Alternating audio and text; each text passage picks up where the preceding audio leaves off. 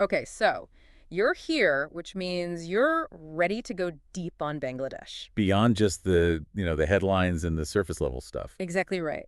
We're talking real in-depth knowledge, and to do that, we've got some pretty amazing material to work with. Yeah, we've pulled together insights from a researcher who's dedicated years to understand the country and someone who's truly lived and breathed Bangladeshi culture. So, Between those two perspectives, I think we're going to get a really, really fascinating picture. absolutely. We'll uncover what makes its cities tick, how the culture shapes daily life, the engine of its economy, and just get a feel for how people experience Bangladesh day in and day out. All right, so with every deep dive, let's lay out the mission here. What are we aiming to understand by the end of this? Good question. I think for me, it's about capturing this incredible blend of contrast that defines Bangladesh. You've Yeah. got these lush landscapes sculpted by rivers, amazing fertile land. But then right alongside that, you have this booming urban energy, these cities that are just exploding with growth. It really is a country of juxtapositions, isn't it? It absolutely is. And Hmm. that's what we'll be exploring. This interplay between deeply rooted traditions and this just really rapid modernization. We're going to look at the forces that shape its economy, everything from agriculture to the garment industry, and of course, the huge impact of remittances from Bangladeshis working abroad. All of that taking place within a context of such rich history, diverse religious practices, and a political scene that is anything but static. Okay, so a lot to unpack there. Maybe a good place to start is by going city by city, and the first one that jumps out has to be Dhaka, right? The capital. Yeah, absolutely. Dhaka is the heart of Bangladesh in every sense of the word. It's the political center, the cultural hub, the financial engine. So much more than just a capital city. Oh, yeah. And what really strikes you is this constant dialogue between its ancient history and its drives to modernize. Like, Mhm. you can be walking down the street and see a gleaming skyscraper practically towering over a Mughal fort that's been there for 400 years. Wow, so you've got this historical weight just layered right next to intense development. Precisely. Hmm. And that, I think, is what gives Dhaka its unique character. What do you make of that kind of close proximity of different eras? What does that tell you about the city's present? To me, it suggests a city that's both grappling with its past and really racing towards the future. That's a great way to put it. And of course, no conversation about Dhaka is complete without mentioning the rickshaws. They are everywhere, and they really embody the city's pulse. Yeah, and the street food scene. I've heard so much about fuchka biryani. It's like you can't talk about Dhaka without talking about those flavors. You absolutely cannot. Those street food experiences are so deeply woven into the fabric of life there. Like a plate of fuchka with all those vibrant flavors or a rich aromatic biryani. It's just part of the daily rhythm. And something I found really interesting is the mix of socioeconomic classes all living in such close proximity. Yeah, that's a defining feature of Dhaka. You have this tapestry of wealth and poverty existing side by side, which creates this incredible vibrancy, but also presents some pretty significant urban challenges, right? Absolutely. It makes you think about infrastructure and resource sharing in a place with such high population density. For sure. Now, shifting gears a bit, let's talk about Chattogram, often called the economic powerhouse of the country. That's mainly due to its port, right? That's my understanding. The seaport is really what makes Chattogram so vital for Bangladesh's trade. It's its connection to the global economy. Exactly. But it's not just about economics.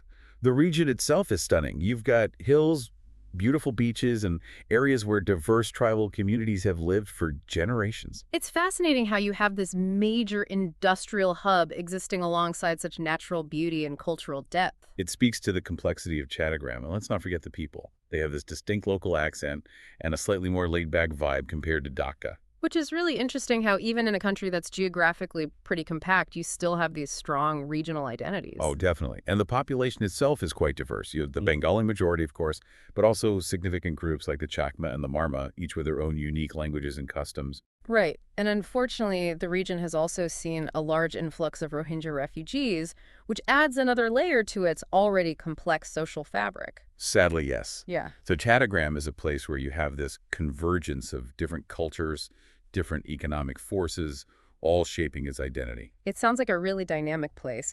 Now, Sylhet struck me as really unique because of its strong ties to the UK. What's the story there? Yeah, Scylla has this fascinating connection to the UK that's been built over generations. There's been a significant amount of emigration from Sylhet to the UK, and the remittances sent back have had a real impact. You mean like a financial impact? Oh, absolutely. Okay. It's a major source of income for many families, but the impact goes beyond just money. Sometimes you can hear this really interesting blend of English and Bengali in the local dialect, and even the architecture in some parts reflects that British influence. Wow, so it's like a cultural fusion happening. It is, but Sylhet itself is inherently beautiful. It's known for its sprawling tea gardens, picturesque hills, and a strong spiritual presence with many important shrines. From the research I did, it sounds like the pace of life there is a bit slower. It is. It's definitely a bit more relaxed, which creates this interesting mix of traditional values and modern aspirations fueled by that overseas connection. What does that tell you about how globalization can play out at a local level? It shows how migration can really reshape not just economies, but also the cultural landscape, the Yeah. way people speak, the way they build their homes. Absolutely. Now let's move on to a couple of places that offer a very different picture. Khulna and Barishal. Mm. These cities are deeply connected to their waterways. It's like their lifeblood almost. Exactly. Khulna is closely tied to the Sundarbans, which is the world's largest mangrove forest. I've seen pictures. It's absolutely incredible. It's a truly unique ecosystem. And because of that proximity to the Sundarbans, Khulna's economy is heavily reliant on things like shrimp farming and agriculture. Makes sense. Now, Barishal is often called the Venice of the East, right? That's right. And for good reason. Life in Barishal revolves around the rivers.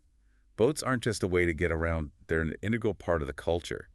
And one of the most fascinating things about Barishal is its floating guava markets. Floating guava markets. Seriously. Yeah, it's exactly what it sounds like. These vibrant markets set up on boats, and it's this amazing example of how life and commerce are intertwined with the water there. That is so cool. It's like a completely different pace and rhythm compared to the big urban centers. Oh, for sure. Yeah. Now, for a bit of contrast, let's talk about Rajshahi, Right. which has this reputation for being a more serene, peaceful kind of place. It's known for its silk and mangoes, right? That's right. It's a major center for silk production, Yeah. and the mangoes from Rajshahi are famous for their sweetness and flavor. Delicious. But yeah, it does seem to have a calmer, more relaxed atmosphere than some of the other cities we've talked about. Absolutely. And it's also a significant hub for education. There's a lot of local pride in Rajshahi's history and its academic institutions. And to round out our little city tour, we have Rangpur and Mymensingh, each with their own distinct flavors. Love that analogy. Rangpur is heavily agricultural. Its economy is built on crops like potatoes and rice, which are really the staples of the local diet. Essential ingredients. Exactly. Now, Mymensingh is known for something completely different. It's celebrated for its rich tradition of folk culture and art. Okay, I'm intrigued. They have this amazing collection of ancient ballads called the Mymensingh Gitika. They tell these really captivating stories of rural Bengal and offer a glimpse into the social customs and beliefs of the past. Wow, so they're like a window into history. They really are. Yeah. Now let's shift our focus from places to the people themselves. And one thing that came up consistently in our research is the warmth and hospitality of Bangladeshis. They really value family and community, don't they? It seems like that's a core part of their cultural identity. This emphasis on strong family bonds and welcoming others. Exactly. And it's interesting because while Islam is the dominant religion in Bangladesh, about 90% of the population, there's a notable tradition of religious harmony and coexistence. So you have Hindus, Buddhists, Christians all living alongside the Muslim majority. And they often participate in each other's religious festivals. It's a beautiful example of social cohesion. Absolutely. Now, something else that stood out to me is the prevalence of a village-based lifestyle. It seems like for a large part of the population, life is still very much connected to the rhythms of nature. That's true.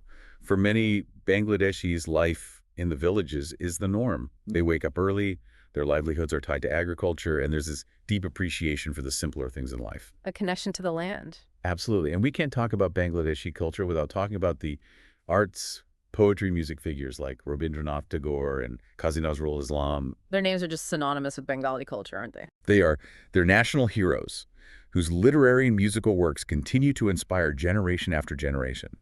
And when it comes to clothing, you see this fascinating blend of tradition and modernity. So you still see the traditional garments like saris, salwar kameez, and Punjabi. And especially in rural areas. But in the cities, you see younger people embracing more modern fashion trends. It creates this really interesting visual landscape. A reflection of the changes happening within the society itself. Now we can't talk about Bangladesh without talking about its economy, and the story there is one of remarkable growth. It is. Bangladesh has been on this incredible economic trajectory, and a big part of that success is the garment industry. Right. The ready-made garment industry in Bangladesh is huge. It's second only to China in terms of global exports. Exactly. It's a major source of employment, particularly for women, and a key driver of the country's economic growth. And we also have to mention the remittances sent back by Bangladeshis working overseas. That's a significant factor in the economy, isn't it? Absolutely.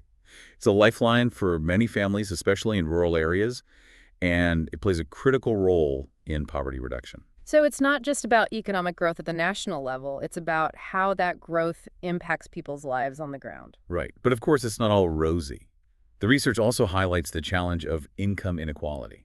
Yeah, it seems like rapid growth doesn't always translate to an equal distribution of wealth. Unfortunately, that's often the case. Yeah. And it's something that Bangladesh is grappling with. While agriculture and the garment industry remain the primary employers, we're also seeing more young people looking for opportunities in sectors like technology, freelancing, and even migrating abroad for work. So there's this sense of ambition, a desire for new avenues for economic advancement. Definitely. Now, on the political front, Bangladesh is described as having a lively but often polarized political scene. That seems to be a trend in many democracies around the world. It does, doesn't it? Bangladesh has a multi-party system with the Awami League and the BNP being the two main players. And they have very different visions for the country. They do, and this often leads to a very dynamic and sometimes quite heated political discourse. And the research also mentioned the role of student politics and campus activism. Yeah, historically, those have been very influential forces in Bangladeshi politics. Shaping the national conversation. Absolutely. Yeah. Now, alongside these political dynamics, there are some significant social issues that the country is facing. Things like overpopulation, environmental challenges. These are big issues that require big solutions. They do. The high population density puts a lot of strain on resources and infrastructure. And Bangladesh is particularly vulnerable to the impacts of climate change. Sea level rise, those kinds of things. Right. And the research also touched on issues like urban poverty and the ongoing fight for women's rights. Those are critical areas where progress is still needed. But on a more hopeful note, there are some positive trends emerging. Like what? Well, for example, there's been a significant increase in female enrollment in education. And there's this growing middle class that's becoming more vocal in advocating for social and political reforms. So there's this sense of progress amidst the challenges. Definitely. And as we look towards the future for Bangladesh, there seems to be this underlying sense of optimism. A belief that things are moving in the right direction. Exactly. And I think that optimism is rooted in the nation's resilience. Bangladesh has faced so many obstacles throughout its history. Natural disasters, political turmoil, economic hardship. And yet it's overcome them time and time again. Exactly. And there's a lot of hope invested in the younger generation. They're seen as tech-savvy, innovative, entrepreneurial. The future of the nation. And the prevailing view seems to be that if Bangladesh can achieve greater political stability, it has the potential to become a real force in South Asia. A major player on the global stage. Absolutely. So in this deep dive, we've really explored the multifaceted nature of Bangladesh, the vibrant energy of its cities, the depth of its cultural traditions, the complexities of its economy, and the dynamics of its social and political life. It's a country that's constantly evolving and navigating a really fascinating path of development. And it's a country that's full of contrasts. You have immense challenges existing alongside incredible potential. Tradition and modernity side by side. Exactly. And I think by understanding these different facets, these different forces at play, you really gain a deeper appreciation for the dynamism of this South Asian nation. You start to see the full picture. And that brings us to a question for you to ponder as we wrap up this deep dive. We've talked about the rapid development, the deeply rooted traditions, the economic forces, the social issues, the political dynamics at play. Given all of that, what single factor do you believe will have the biggest impact on Bangladesh's trajectory over the next decade? Will it be the push for greater political stability, the ongoing diversification of its economy beyond garments, the continued progress in social development, or perhaps its ability to adapt to increasing environmental pressures? It's a complex question with no easy answers, but it's something we're thinking about. Thanks for joining us on this deep dive into Bangladesh. It's been a pleasure. We'll see you next time.